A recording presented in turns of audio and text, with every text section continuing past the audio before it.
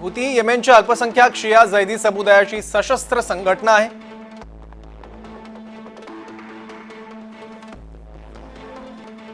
1990 मध्ये राष्ट्रपती अली अब्दुल्ला सालेह यांच्या कथित भ्रष्टाचारासोबत लढण्यासाठी या संघटनेची स्थापना झाली।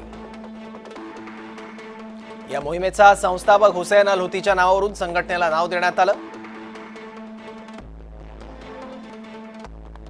हुसैन अल हुती हा स्वतःला अन्सार अल्लाह म्हणजे अल्लाहचा साथीदार म्हणायचा।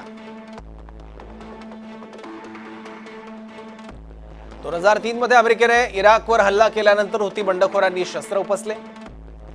अल्लाह महान आहे, अमेरिकेचा यहुद्यांचा खात्मा हो, इस्लामचा विजय हो असा नारा बंडखोरांनी दिला।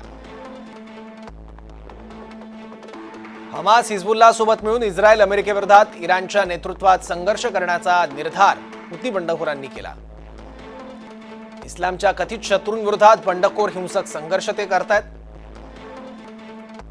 येमेनच्या मोठ्या भूभागावर हुती बंडखोरांचा ताबा आहे। हिजबुल्लाह या दहशतवादी संघटनेकडून हुतींना प्रशिक्षण आणि रसद पुरवली जाते। इराणकडून सुद्धा हुतींना शस्त्रास्त्रांची मदत दिली जाते।